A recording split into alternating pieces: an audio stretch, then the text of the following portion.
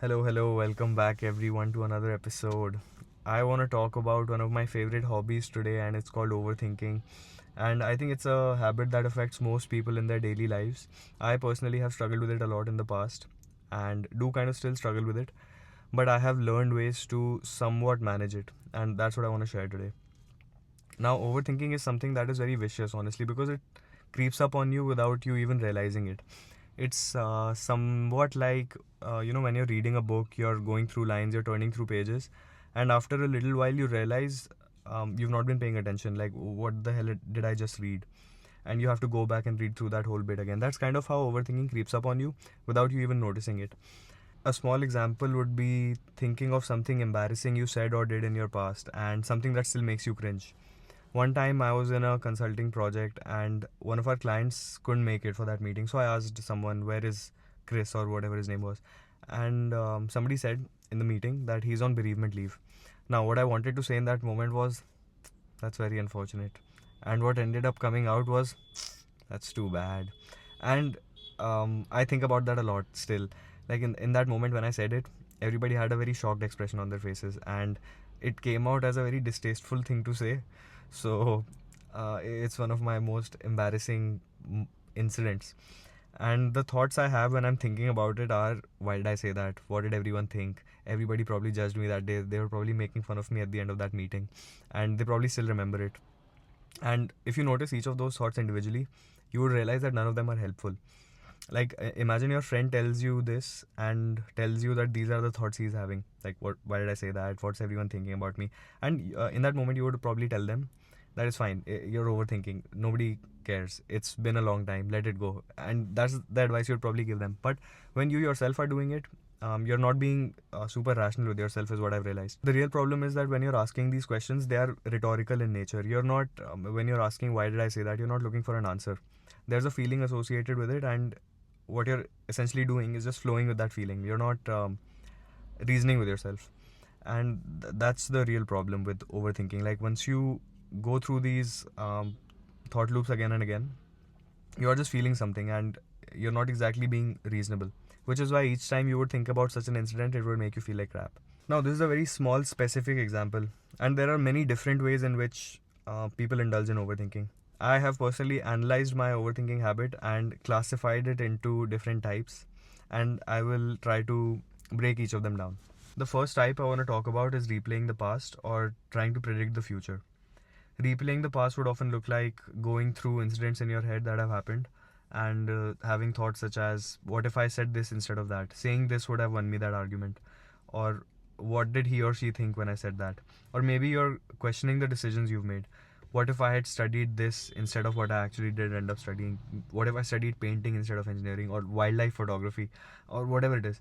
Or thinking of things like, what if I dated X person instead of the person I did end up dating? Predicting the future would look like going through all possible scenarios in your head, running through simulations, thinking of every possible thing that can go wrong. Having thoughts such as, what if I do this and I fail? What if I do this and it goes wrong? What is he or she going to think about me if I do something? And what I have come to realize is ruminating over such things actually makes your problems grow. I was watching a podcast once with an American journalist. Her name is Abigail Schreier.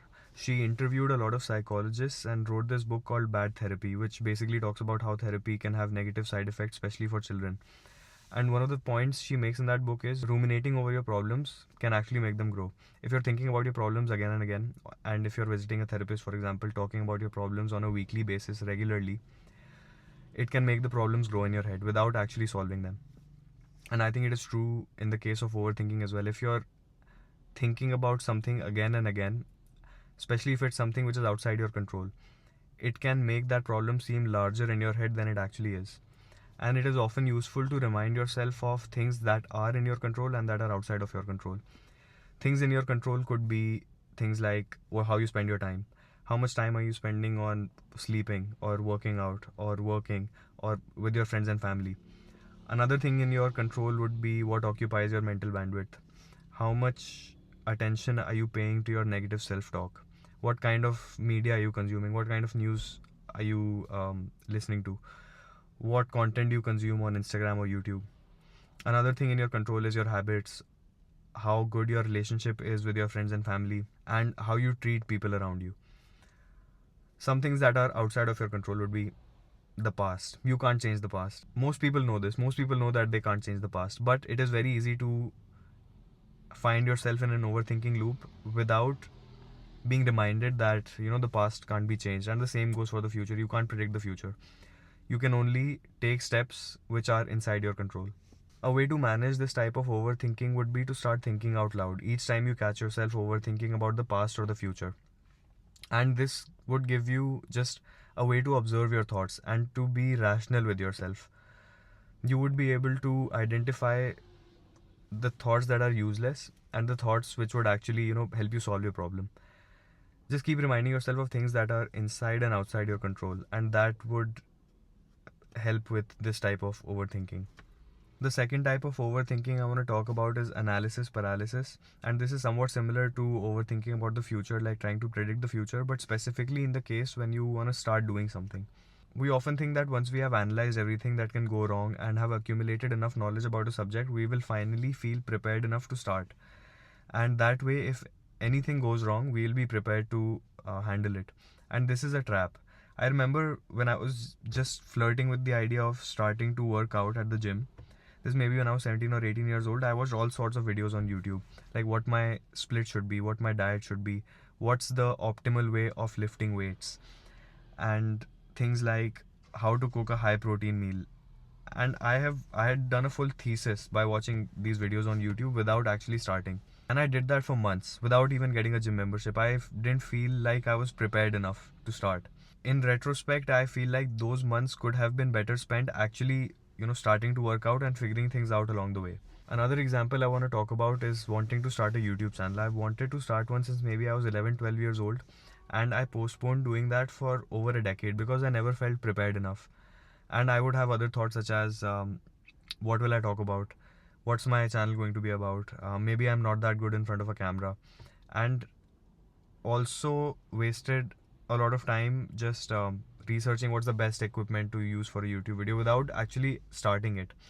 And that analysis paralysis held me back for years. And what I have come to realize is actually starting the thing you want to start and figuring things out along the way is way more useful than spending time researching about it, waiting for a time where you will feel prepared.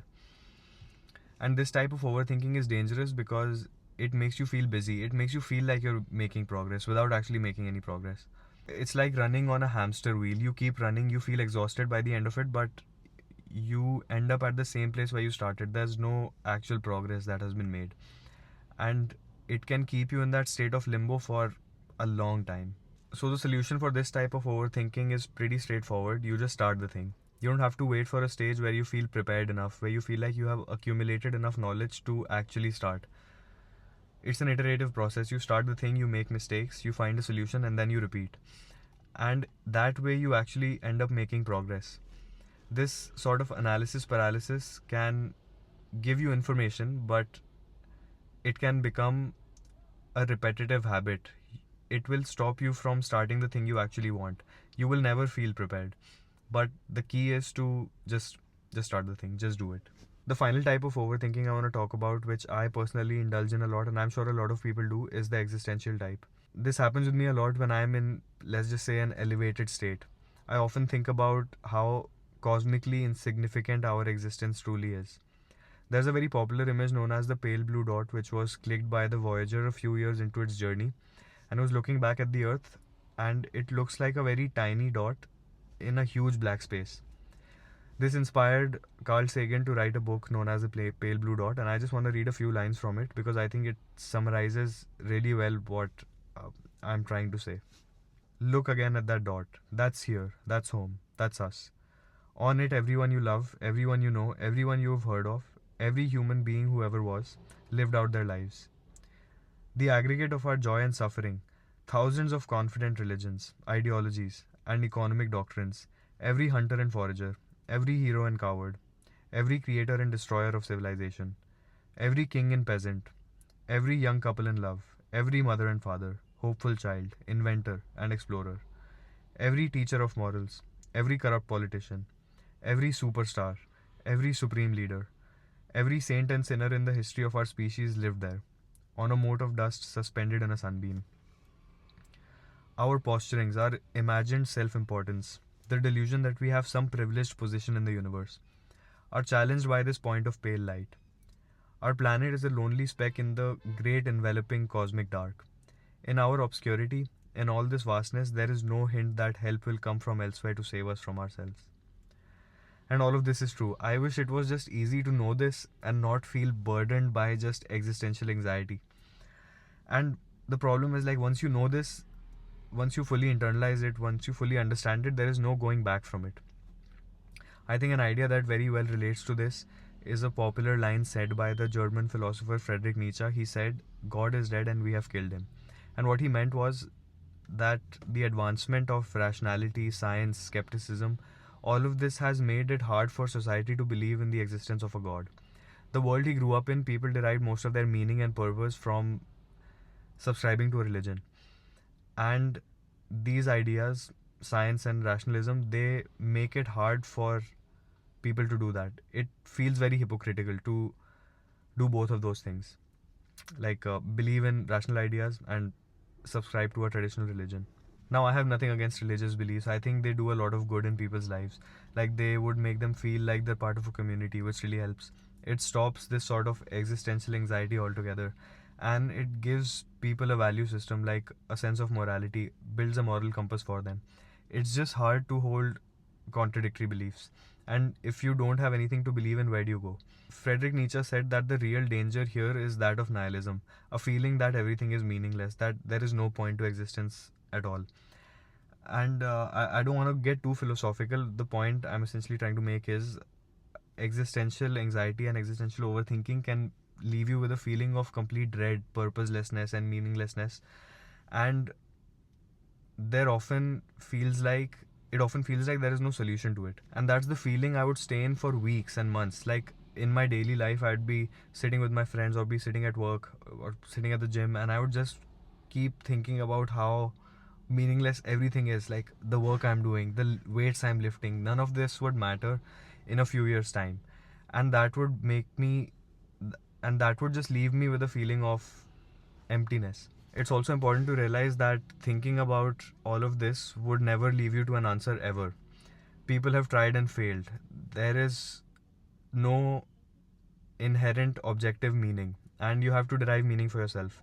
And that comes through finding meaning in your relationships with people, with your friends and family, and just the small things in daily life. I have many more thoughts on this, which I would love to get into in more detail some other time. But I now want to discuss just ways to sort of manage this. And the easiest way is to just accept it and move on. Is to realize that there's nothing you can do about it. It is what it is, and just let it go. It is way easier said than done, but it can come with practice. Every time you catch yourself feeling that way, just remind yourself it's all right. This weight, you don't have to carry it all by yourself. Everybody else is subject to it. And that just makes you and that would just maybe make you feel lighter. One thing that has really helped me specifically with this type of overthinking is meditation. And I want to talk about briefly what kind of meditation practice I do and how it has helped. So the meditation I do is called mindfulness meditation. It's the simplest type. You just have to close your eyes and focus on your breath. Now, there is nothing magical or mystical about the breath. It's just a very easy object to focus on. And essentially what you do is you close your eyes, you try to focus on your breath, and you will inevitably find yourself having some thoughts.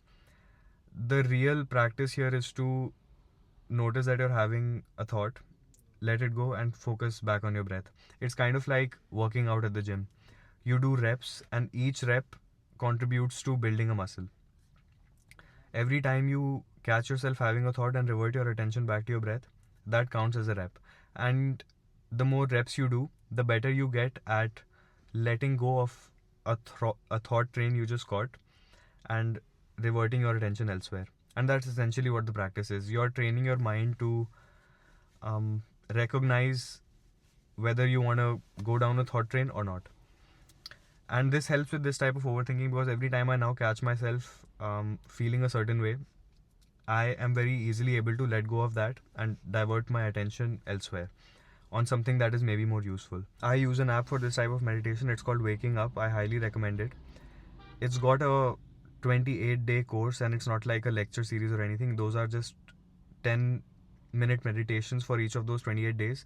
And the guy also briefly describes what meditation is, exactly how to do that practice, and what benefits you can expect to gain from it. I've been using it for more than 6 months now, and I have noticed a change in how easy it is now for me to recognize my thoughts and have more control over them.